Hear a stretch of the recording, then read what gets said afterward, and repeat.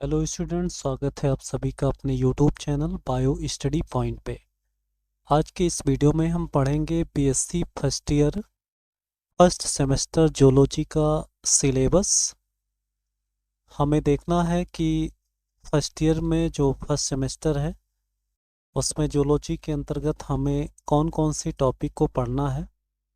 जो एनईपी 2020 के द्वारा निर्धारित किया गया जूलॉजी का सिलेबस, इसको हम यहाँ पर देख पाते हैं, जिसमें प्रोग्राम या क्लास का नाम होता है सर्टिफिकेट, ईयर है फर्स्ट, सेमेस्टर है first, subject zoology, course code है B050101T, कोर्स टाइटल है cytology genetics and infectious disease. यानी ये जो कोर्स टाइटल है यही पेपर का नाम, या आप कहेंगे कि ये सिलेबस का नाम है cytology genetics and infectious diseases. तो यहाँ पर कोर्स आउटकम्स दिया होगा, इसको हम ऐसे पढ़ लेते हैं।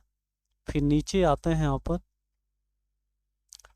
क्रेडिट्स 4 है, कोर कंपलसरी, मैक्सिमम मार्क्स यहाँ पर दिया गया, मिनिमम मार्क्स दिया गया, एज पर रूल्स हो जाएगा। टोटल नंबर ऑफ लेक्चर्स यहाँ पर सबको जो है अलग अलग डिफ्रेंशिएट किया गया है। अब हम आते हैं मेन पॉइंट पर कि हमारी जूलॉजी के सिलेबस में क्या क्या हमें पढ़ना है, टॉपिक क्या है। तो यहाँ पर हम सबसे पहले बात करते हैं यूनिट फर्स्ट की। यूनिट फर्स्ट में जो टॉपिक है उस टॉपिक का नाम है structure and function of cell organelles first. Structure and function of cell organelles first, जिसके अंतर्गत हमें क्या क्या पढ़ना है। प्लाज्मा मेम्ब्रेन पढ़ना है, प्लाज्मा मेम्ब्रेन का केमिकल स्ट्रक्चर पढ़ना है, लिपिड और प्रोटीन का जो स्ट्रक्चर्स है प्लाज्मा मेम्ब्रेन के अंदर उसको हमें पढ़ना है। उसके बाद दूसरा टॉपिक पढ़ना है cell cell interaction. Cell cell interaction के अंतर्गत आपको सेल एडहेशन मॉलिक्यूल्स पढ़ना है, जिसे कैम्स कहते हैं। फिर सेलुलर जंक्शन हमें पढ़ना है, मतलब एक सेल दूसरे सेल से कैसे जुड़ा होता है उस जंक्शन को हमें पढ़ना है। उसके बाद इंडोमेम्ब्रेन सिस्टम है, जिसमें protein targeting and sorting, endocytosis और एक्सोसाइटोसिस, इन सभी चीज़ों के बारे में हमें पढ़ना है। उसके बाद इसी में हमें introduction to all national and international biologist, जिसमें से स्पेशली जूलॉजिस्ट के बारे में, यानी जूलॉजी से संबंधित जो साइंटिस्ट हैं उन सभी साइंटिस्ट के बारे में हमें समझना है। who have contributed या contributing to zoological and life sciences as a mark of tribute to ancient and modern biology will be included as part of the continuous internal evaluation। यानी यहाँ पर आपको जो है जोलॉजिस्ट के बारे में पढ़ना है और उनका जोलॉजी या फिर लाइफ साइंसेस में क्या कंट्रीब्यूशन रहा एंशिएंट टाइम से लेकर के आज के समय तक, उन सारी चीज़ों को यहाँ पर हमें पढ़ना है। उसके बाद यूनिट सेकेंड को देखते हैं। यूनिट सेकेंड में है structure and function of cell organelles second. इसके अंतर्गत आपको पढ़ना है साइटोस्केलेटन, जिसमें माइक्रोट्यूब्यूल्स, माइक्रोफिलामेंट्स, इंटरमीडिएट फिलामेंट्स, इन तीनों के बारे में हमें पढ़ना है। माइटोकॉन्ड्रिया के बारे में पढ़ना है, माइटोकॉन्ड्रिया का स्ट्रक्चर हमें पढ़ना है। फिर ऑक्सीडेटिव फास्फोराइलेशन पढ़ना है, जो माइटोकॉन्ड्रिया का फंक्शन होता है जिसमें एटीपी का प्रोडक्शन होता है। उसके बाद पैराक्सीसोम एंड राइबोसोम्स पढ़ना है, यानी पैराक्सीसोम और राइबोसोम, इन दोनों का स्ट्रक्चर और फंक्शन हमें पढ़ना है। यूनिट थर्ड की बात करते हैं तो इसमें न्यूक्लियस एंड क्रोमैटिन स्ट्रक्चर है, जिसमें से हमें पढ़ना है structure and function of nucleus in eukaryotes. यानी यूकैरियोट्स में जो न्यूक्लियस है उसका स्ट्रक्चर और फंक्शन हमें पढ़ना है। Chemical structure and base composition of DNA and RNA. DNA और आरएनए में जो बेस का कंपोजिशन है या उसका जो केमिकल स्ट्रक्चर्स है उसको हमें पढ़ना है।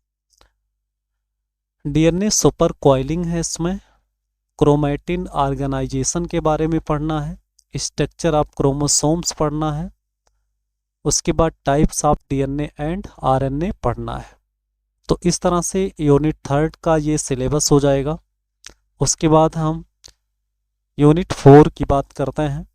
तो यूनिट 4 में हमें क्या पढ़ना है, cell cycle, cell division and cell signalling, जिसके अंतर्गत हमें पढ़ना है सेल डिवीजन, जिसमें माइटोसिस एंड मियोसिस यानी समसूत्री और अर्धसूत्री दोनों प्रकार का विभाजन पढ़ना है। Cell cycle and its regulation, cell cycle के बारे में और उसका रेगुलेशन कैसे होता है इसके बारे में हमें पढ़ना है। उसके बाद अपोप्टोसिस पढ़ना है, जैसे हम प्रोग्राम्ड सेल डेथ भी कहते हैं, तो अपोप्टोसिस के बारे में भी हमें पढ़ना है कि कोई भी सेल जब उसमें कोई डिफ़ॉल्ट आता है तो वो अपने आप को कैसे ख़त्म कर देती है, तो उसे अपोप्टोसिस कहते हैं और उस टॉपिक को हमें पढ़ना है।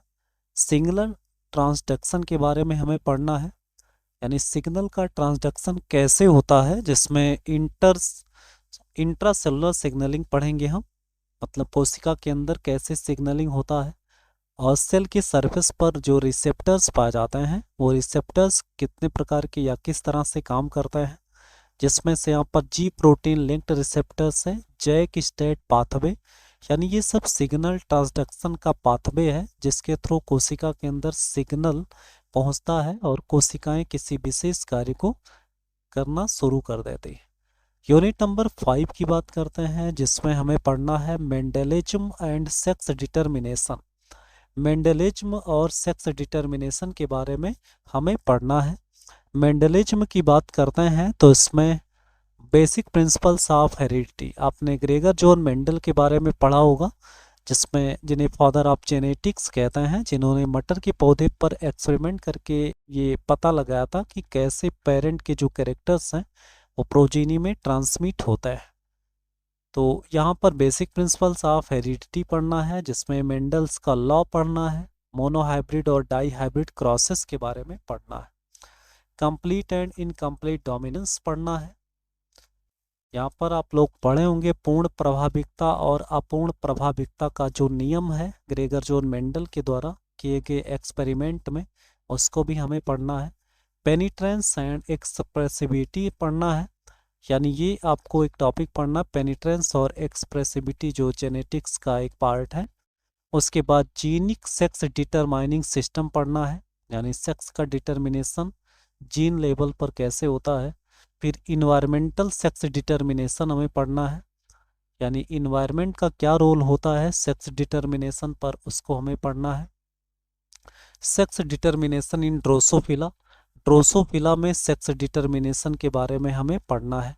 ये आप समझ पाते हैं, ड्रोसोफिला मेलेनोगैस्टर है कॉमन स्पीशीज, जिस पर बहुत सारे एक्सपेरिमेंट जेनेटिक्स में किए गए हैं। तो ड्रोसोफिला में सेक्स का डिटर्मिनेशन कैसे होगा, और यहाँ पर फिर आगे पढ़ना है sex determination in humans, humans में सेक्स का डिटर्मिनेशन कैसे होता है उसको भी यहाँ पर पढ़ना है। Sex linked characteristics and dosage compensation, sex link characteristics और डोसेज कंपेंसेशन के बारे में हमें पढ़ना है। उसके बाद यूनिट नंबर 6 है extensions of Mendelism genes and environment. यहाँ पर एक्सटेंशंस पढ़ना है, यानी मेंडल के जो लॉ थे या जो भी रूल्स थे उसका एक्सटेंशन कैसे हुआ, यानी उसको कैसे आगे जो है विस्तृत तरीके से वैज्ञानिकों के द्वारा बताया गया, जिसमें एक्सटेंशन ऑफ मेंडेलिज्म में क्या आता है, मल्टीपल एलील्स आता है, और फिर जीन इंट्रैक्शन के बारे में पढ़ना है। उसके बाद the interaction between sex and heredity, यहाँ पर सेक्स और हेरिडिटी के बीच में इंट्रैक्शन पढ़ना है, जिसमें sex influenced and sex limited characteristics हमें पढ़ना है, यानी सेक्स इन्फ्लुएंस्ड कैरेक्टर और सेक्स लिमिटेड कैरेक्टर्स, इनके बारे में हमें पढ़ना है। उसके बाद साइटोप्लाज्मिक इनहेरिटेंस पढ़ना है, यानी किस तरह से साइटोप्लाज्म में प्रेजेंट जीन्स पेरेंट से प्रोजीनी में जाते हैं, जिसमें जेनेटिक मैटरनल इफेक्ट्स भी हमें पढ़ना है, यानी किस तरह से जो मैटरनल साइटोप्लाज्म होता है वो प्रोजीनी पर या नेक्स्ट जनरेशन में कैसे इफेक्ट शो करता है उसको हमें पढ़ना है। जीनोमिक इम्प्रिंटिंग पढ़ना है, फिर एंटीसिपेशन है। ये सब टॉपिक केवल आप इस सिलेबस को इस वीडियो में देख करके और उसको समझ सकते हैं, बाकी हर एक टॉपिक का जो वीडियो है उसको एक एक करके जो है हम अपलोड करते रहेंगे और आप लोग हमारे चैनल पर जा कर के उसको देख सकते हैं। Interaction between genes and environment यहाँ पर पढ़ना है। जीन और इन्वायरमेंट के बीच में क्या इंटरेक्शन है। Environmental effects on gene expression, यानी जीन एक्सप्रेशन पर इन्वायरमेंट का क्या इफेक्ट है। उसके बाद है इनहेरिटेंस ऑफ कंटिन्यूअस कैरेक्टरिस्टिक्स, यानी कंटिन्यूअस कैरेक्टरिस्टिक्स की जो वंशागति है उसको हमें पढ़ना है। यूनिट नंबर 7 के अंतर्गत क्या सिलेबस में आता है। Human chromosomes and patterns of inheritance, human chromosome के बारे में और वंशागति की जो तरीके हैं या जो पैटर्न्स है वो सब आते हैं इसमें, जिसमें आपको ह्यूमन कैरियोटाइप पढ़ना है, क्रोमोसोमल एनामलीज पढ़ना है जिसमें structural and numerical aberration with examples पढ़ना है। उसके बाद यहाँ पर पेडिग्री एनालिसिस पढ़ना है। उसके बाद पैटर्न्स ऑफ इनहेरिटेंस, जिसमें ऑटोसोमल डोमिनेंट का जो पैटर्न है इनहेरिटेंस का उसको देखेंगे, ऑटोसोमल रिसेसिव है, यक्स लिंक्ड रिसेसिव है और यक्स लिंक्ड डोमिनेंट्स, इन सभी प्रकार के जो ट्रेट्स हैं, जो इनहेरिटेंस का पैटर्न्स है उसको हमें पढ़ना है। उसके बाद यूनिट नंबर 8 है जिसमें हमें इन्फेक्शियस डिजीजेज पढ़ना है। इन्फेक्शियस डिजीजेज में क्या क्या है। इंट्रोडक्शन टू पैथोजेनिक ऑर्गेनिज्म, यानी आपको पैथोजेनिक ऑर्गेनिज्म का इंट्रोडक्शन पढ़ना है जिसमें वायरसेस है, बैक्टीरिया है, फंजाई है, प्रोटोजोआ और वार्म्स है। इसका इंट्रोडक्शन हमें देखना है। उसके बाद स्ट्रक्चर है, लाइफ साइकिल है, पैथोजेनिसिटी है, इंक्लूडिंग डिजीजेज है और काजेज है, सिम्टम्स है और कंट्रोल ऑफ कॉमन पैरासाइट्स, यानी कॉमन पैरासाइट्स का कंट्रोल कैसे करेंगे हम, जिसमें यहाँ पर 3 पैरासाइट्स दिए गए हैं, ट्रिपैनोसोमा, जियार्डिया एंड उचरेरिया। आपको पता है यहाँ पर ट्रिपैनोसोमा जो है वो स्लीपिंग सिकनेस रोग काज करता है। जियार्डिया जो लैम्बलिया इसकी स्पीशीज है जियार्डिया, ये इंटेस्टाइन में इफेक्ट करता है जिससे डायरिया जैसे सिम्टम्स होते हैं।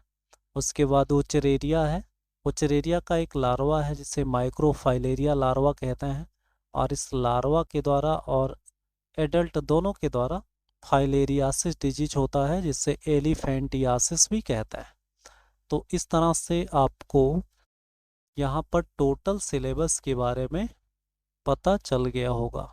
नेक्स्ट वीडियो में हम इसके एक एक टॉपिक को हम अलग अलग करके पढ़ाएंगे और अपलोड करते रहेंगे।